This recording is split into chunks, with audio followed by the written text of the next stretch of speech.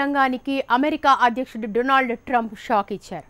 H1B visa విధానంలో భారీ సంస్కరణలకు ఊతమిచ్చే బై అమెరికన్, హైర్ అమెరికన్ ఉత్తర్వులపై ట్రంప్ సంతకం చేశారు. H1B వీసా నిబంధనల్లో మార్పుల ఫైలుపై ఆయన సంతకం చేశారు.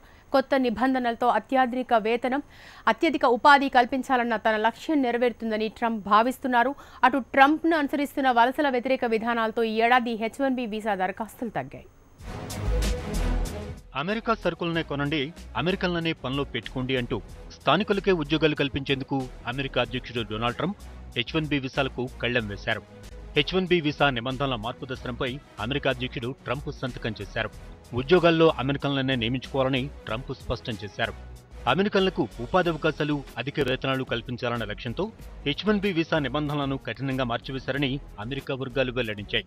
ఈ నిర్ణయం భారతీయ వృత్తి నిపుణులపై తీవ్ర ప్రభావం చూపే అవకాశాలు కనపడుతున్నాయి.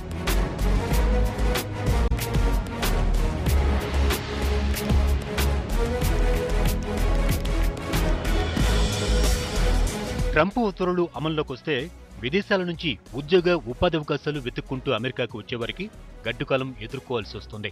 ఉన్నత విద్యార్హతలు, అత్యుత్తమ నైపుణ్యాలున్న వారికి, అధిక జీతాలు పొందేవారికి మాత్రమే అమెరికా వీసాలు లభిస్తాయి. అమెరికాలోకి రాకపోకలు సాగించే వారిపై గట్టి నిఘా ఉంటుంది. ట్రంప్ నిర్ణయంతో ఫెడరల్ కాంట్రాక్టులు కూడా అమెరికా సంస్థలకు వచ్చే అవకాశమే ఉంది. ఇది దేశ ఆర్థిక వ్యవస్థ కూడా ఊతమిస్తుందని ట్రంప్ భావిస్తున్నారు.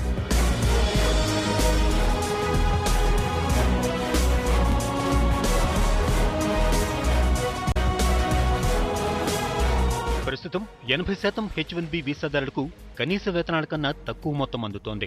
తక్కువ జీతాలపై పనిచేసే విదేశీయులను నియమించుకునేందుకు కంపెనీలు మొగ్గు చూపిస్తున్నాయి.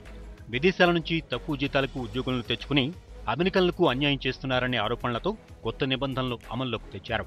కొత్త చట్టంతో విదేశీయులకు భారీ వేతనాలు చెల్లించలేక కంపెనీలు తప్పకుండా అమెరికాలోని యువతకే ఉద్యోగాలిచ్చేందుకు సుముఖతను చూపుతాయని ట్రంప్ సర్కార్ భావిస్తోంది.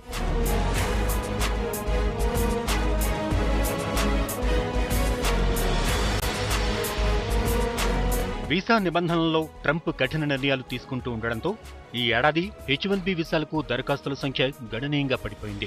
గత ఏడాది 2,36,000 H1B దరఖాస్తులు రాగా ఈసారి 1,99,000కు మాత్రమే పరిమితమైంది. ట్రంప్ సర్కార్ అనుసరిస్తున్న వలసల వ్యతిరేక విధానాల ఫలితంగానే ఇది జరిగిందనేది స్పష్టంగా చెప్పవచ్చు. ఇవి ఇప్పటివరకు ఉన్న వార్తలు. లేటెస్ట్ న్యూస్ అప్డేట్స్ కోసం చూస్తూ ఉండండి H1B.